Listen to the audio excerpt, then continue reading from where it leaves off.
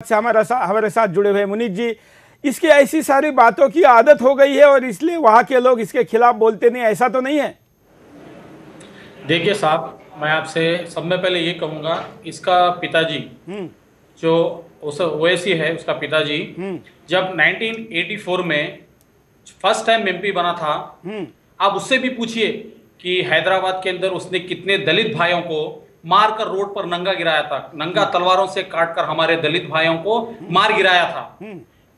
दलित भाइयों को चाहिए कि साजिश के तहत फंसना नहीं चाहिए, इसके आगे फंसना नहीं चाहिए। मैं मेरे दलित भाइयों से यही प्रार्थना करूंगा कि उसकी साजिश में ना आए।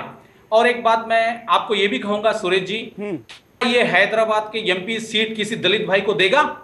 क्या ये अपनी सीट किसी दलित भाई को देगा? इतनी नहीं बात देगा करता है तो हाँ। और मैं उससे ये भी कहूंगा कि जब तू हमारे दलित भाइयों के बारे में कहता है और तेरा पिताजी, तेरा बाबा 1984 में हमारे दलित भाइयों का कत्लेआम किया था, तो अगर तेरे में उतनी ही ताकत है तो चार मीनार या कुतपुरा के क्षेत्र से टिकट देके बता, टिकट देके बता।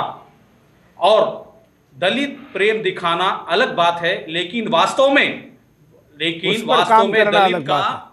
वास्तव में दलित का एमआईएम पार्टी विकास चाहती है तो 1984 हैदराबाद में जितने दलित भाइयों का कत्लेआम हुआ था और उनके घर कब्जे किए गए थे, मैं असद से पूछता हूं कि जिस तरह से तूने हमारे दलित भाइयों का कत्लेआम किया और घर कब्जा किया है, वो वापस दे। क्या वो देगा सुरेश जी? बिल्कुल। और एक कब्जा करने का खानदानी धंधा लगता है, इसलिए हिंदुस्तान पर कब्जा करने की बात इसके लोग करते हैं।